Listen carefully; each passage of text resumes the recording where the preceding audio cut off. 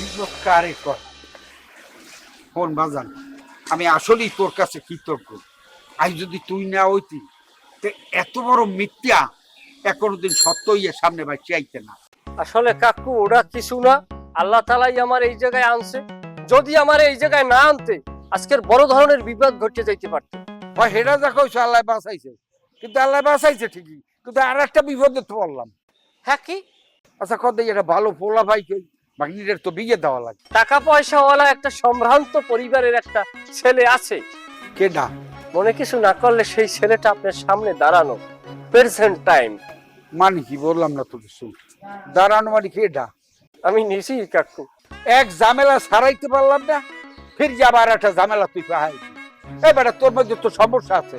বাবা আপনি পাওয়ার ধরছেন, পিছনের কথা লাড়া দিয়ে সামনে আনলেন না। হ্যাঁ ধরতে গেলে আপনারও যদি পিছনের কথা উঠে দেখা গেছে অনেকবারই বেড়া আপনি ভাঙছেন, সে কথা কি কওয়া উচিত হইবে?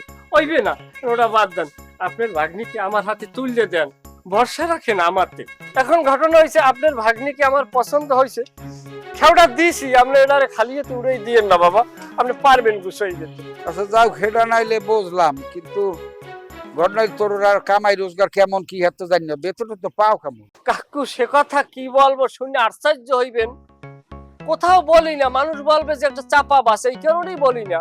আমার আন্ডারে ৩২,০০০ শ্রমিক কাজ করে, আর বেতনের কথা বলছেন। আমি যে কামাই তা আমি কোনোদিন নিজের টাকা নিজে গুনতে পারি না, এ কারণে একটা মেশিন কিনে লইছি, মেশিনে গুনে। আমার আব্বার কাছে হিসেব আছে। আচ্ছা যাও, খেডা নাইলে বুঝলাম তুই এতটা পয়সা কামাবে, ভালো কথা শুনিয়ে খুশিও লাগবে, কিন্তু ঘটনার যাইয়া তোর এই শরীরের এই অবস্থা কা, এই ছোটকালে যে সিনিয়া যখন না নাচিনি লিখ লিখিয়া, এখনো তো এই লিখ লিখিয়াই রইয়া গেলি, গায়ে পায়ে তো কিচ্ছু হইতে আছে না, এই আড্ডি আড্ডি রইয়ে গেলে, কি ব্যাপারটা কি? কাকু বিষয়টা হয়েছে কি, বিবাহের সাথেই করি নাই তো, একটু উচ্চ চাপ আছে। তবে ডাক্তার বলছে বিবাহের পর শরীর ঠিক হয়ে যাবে। আবার ৩২,০০০ মানুষের টেনশন আমার একটা মাথার উপরে না। তবে আপনি এতটুকু নিশ্চিত থাকেন, আমি প্রতিশ্রুতিবদ্ধ, নিজ দায়িত্বে বলতে পারি, আপনার ভাগ্নি আমার সংসারে আসিয়া ৩ বেলা কাচ্চি বিরিয়ানি খাইবে, ভাত খাওয়া লাগবে না বাবা। বাহ চমৎকার, তাইলে তো আমার ভাগ্নি অনেক সুখে থাকবে। যা তুই শুনাইলি, আর তাছাড়া তুই তো মোকে দেশি পোলা, তুই তো মোর লাগে মিথ্যা কবি না, মুই তোর ১৪ গোষ্ঠী চিনি বাউগের হো, তুই হারিয়ে যাইতে আর বিড়িয়া কইলো। অসম্ভব কাকু, আমি কিসের জন্য আপনার সাথে মিথ্যে কথা বলবো? আমি মিথ্যে কথা বললে নিজের পায়ে নিজে কুড়াল মারবো? যার আছে অত বড় সুন্দরী ভাগ্নি, তার সাথে কি মিথ্যে বলা যায়? তবে কাকু প্লিজ রিকোয়েস্ট, আপনার ভাগ্নির সাথে আমাকে একটু ইন্ট্রোডিউস করাইয়ে দেন। আচ্ছা ঠিক আছে ঠিক আছে, আমি রাজি, তবে 50-50। 50-50 কি কাকু, বুঝলাম না।